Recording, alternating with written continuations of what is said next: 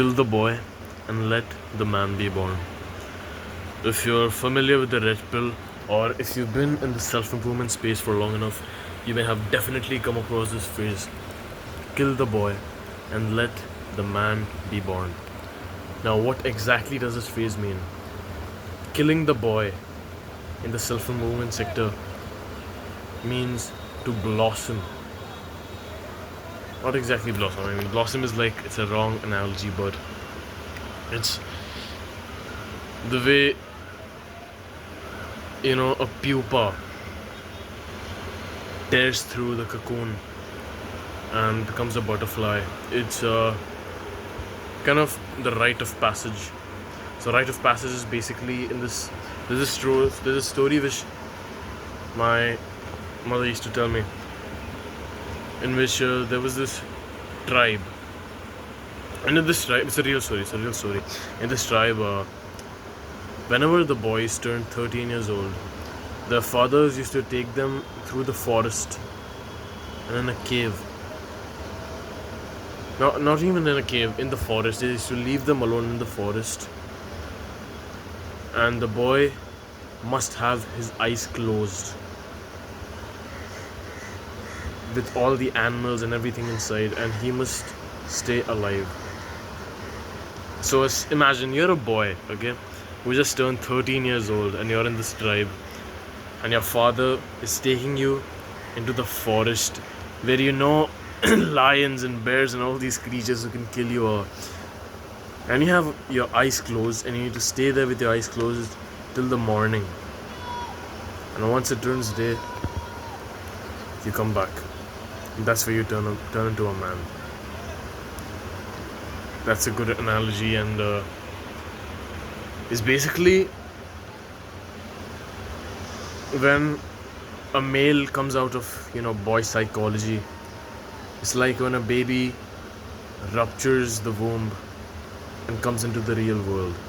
So how do you do this? I'm going to teach you how I did this. So there's three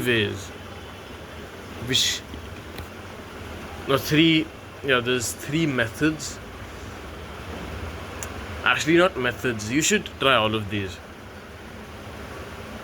because I've done all of these, and all of these three are component parts. So basically what I'm trying to say is that you can't do one and expect to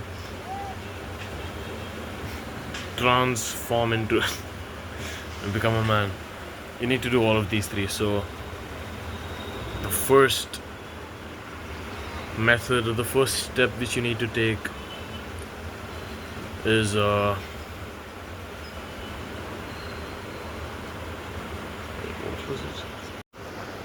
first step which you need to take is to take up more leadership skills, leadership positions. Is to better your leadership skills. So for example, if you're in school and the football team of your school is having captain selections, go for it.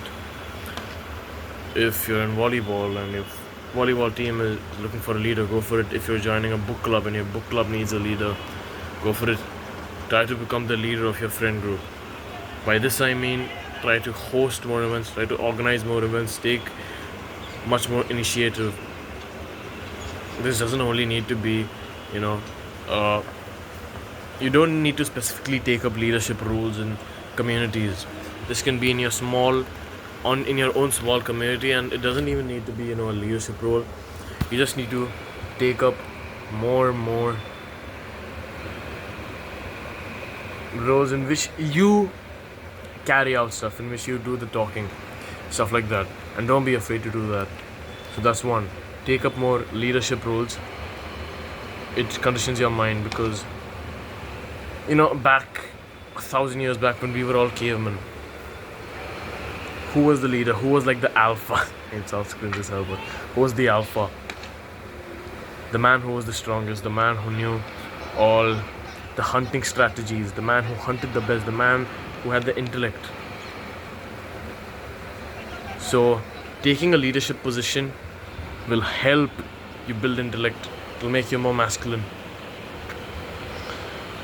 Actually, a lot of people think that you need to be masculine and you need to be intellectual and you need to know what to do in order to take up a leadership position, but it's actually quite the opposite. And even if you do, I mean, of course, if you do have all of those qualities, good for you. You're gonna start off better. But if you don't, taking up this position will just, it'll cause those qualities to take birth in your body. So it's gonna be. It'll cause those qualities to, come out of you. Okay. Now the second thing, the second step which you should take is to just do what you want. Just do what you want. Now, this may not make sense to you at all. To most guys, it will not make sense. Like, if you're watching this video, I'm assuming you're relatively young. Like, I'm gonna turn 17 this year, so I'm assuming that you're even younger to me. But if you're older, there's a small chance that you may understand what I'm talking about. I just do what I want. This line, I just do what I want. This is called Hamza's golden rule.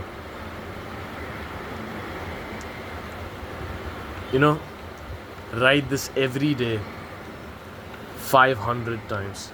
Write this every day 500 times and say it out loud 500 times, maybe even more. Do this for just a few weeks, maybe even a few days, and notice. You'll understand what I'm talking about. You just need to do this. Just keep saying, I just do what I want, I just do what I want, I just do what I want. Write it down. Obsess on it. Obsess on it. And you will understand.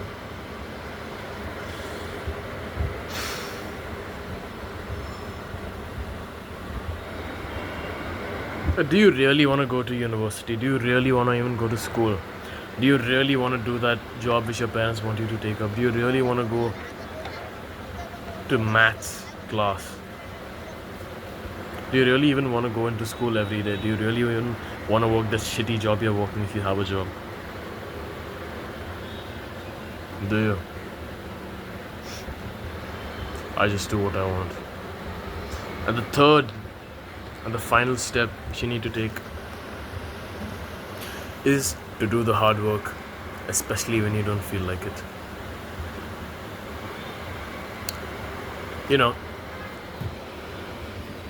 Your dad wakes up every single day and goes to a shitty job. Maybe, no disrespect to your parents, but maybe your dad isn't, maybe he actually likes to do his work, but for most people, most men do not like the jobs they're working. They still do. You know why? For their family. So first of all, have some gratitude for your father. Okay? And you see, he does the hard work even when he doesn't feel like it. That's why he's so masculine. Right? Same with every single man. You think Hamza or Imam Gaji, people like those, they wanted to wake up every single day and record their videos? Of course not. You think the philosophers, I'm just reading this book right now, it's called Life of the Stoics. So there's this philosopher, his name is Cleanthes, I think. So he was a water boy in ancient Rome, or ancient, was it Rome? No, it was Greek, yeah. It was Greece. So he was a water boy. He used to carry, water to all the places, to the gardeners, and he used to dig holes for gardeners to plant the seeds and stuff like that. And he did it till he died. He lived to 100. You think he wanted to wake up every single day and give water to people? He did this even when he was a Stoic philosopher, and people mocked him for it. He didn't care. He did the hard work even when he didn't feel like it. You think Cleanthes, a philosopher, a Stoic philosopher, who was awarded various awards by his city, but he rejected them. You think he wanted to wake up every single day and carry water? Of course not. But he was masculine. That's why he did it. So kill the boy and become the man. Kill the boy and let the man be born. And do the hard work, especially when you don't feel like it.